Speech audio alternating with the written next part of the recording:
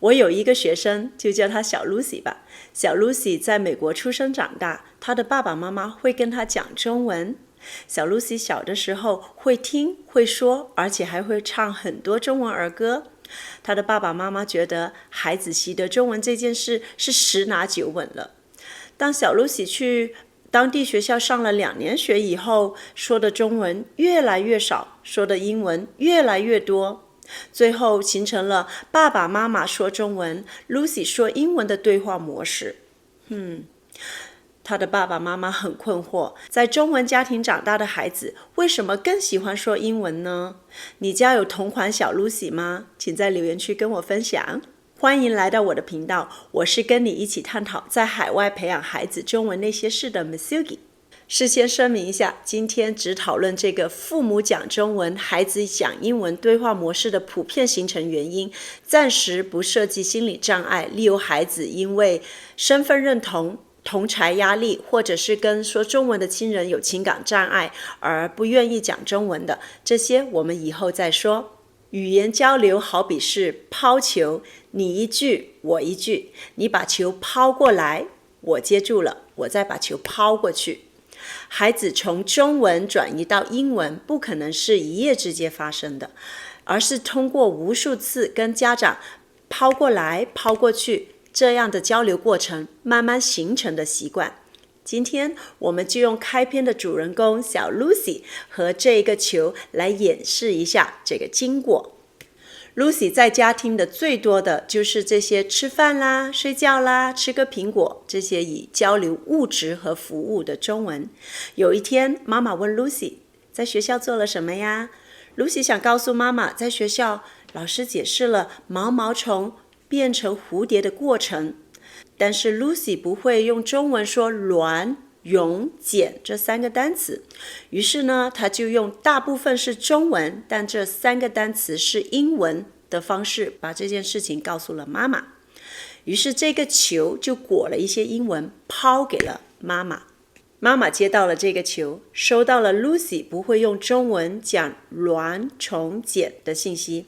这个时候妈妈的态度就非常重要了，是马上帮 Lucy 补上她不会的单词呢，还是放任不管呢？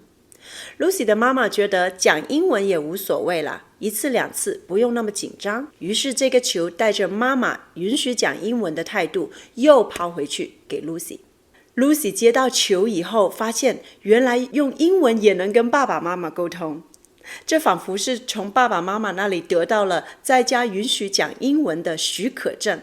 从此以后 Lucy 像小蚂蚁一样慢慢的把学校的英文搬回家。这个球裹着越来越多的英文抛给了爸爸妈妈。爸爸妈妈接到英文的球的次数越来越多，发现不对劲了，赶紧往中文那边去掰。但发现模式已经建成了，无论再怎么鼓励要求， Lucy 也还是更喜欢用英文跟爸爸妈妈对话。这个过程是否让你觉得很有共鸣呢？在这里我用6个不够来解释一下父母讲中文，孩子讲英文的形成原因。第一，父母对语言的认知不够，导致了孩子中文储备量不够。Lucy 的爸爸妈妈觉得自己的孩子在中文家庭长大，会说中文是顺理成章的事情，因此他们没有对孩子学习中文这件事进行长期的规划，属于见招拆招的类型。等把 Lucy 推出英文大环境以后，才发现 Lucy 的中文基础不够好，中文储备量也不够，没有能够抵挡住英文的迅猛进攻。关于语言规划的重要性，请回头看我这个影片。第二，父母的主动意识不够，导致了孩子的中文表达能力不够。我知道 Lucy 的妈妈分享毛毛虫变蝴蝶只是一个偶然的事件，孩子就像一张白纸，我们不可能知道他哪些要学，哪些是碰不到的。既然不能像考试一样去押题，那我们就得培养孩子做题的能力。父母主动的用中文陪孩子探索这个世界，主动地给孩子提供更多使用中文的机会，不断地加深孩子使用中文的肌肉记忆，锻炼用中文来组织和表达想法的能力。当父母缺乏这种主动意识，孩子自然就缺乏了锻炼中文表达能力的机会。第三，父母的危机感不够，导致了孩子使用中文的动力不够。当小 Lucy 开始在家里用英文的时候，她的爸爸妈妈没有产生足够的危机感，没有立刻采取补救中文的行动。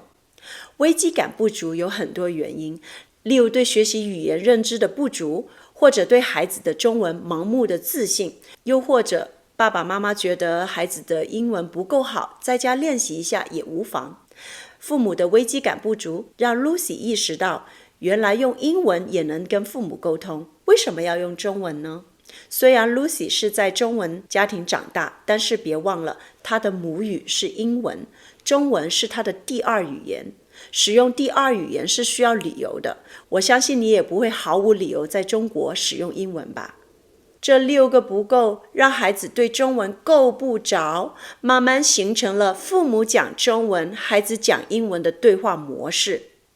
事情发展到现在，我们培养孩子中文这件事情，算是失败了吗？未必哦。下一期视频我们来讲一些开心的事情，点赞订阅，我们下一期再见。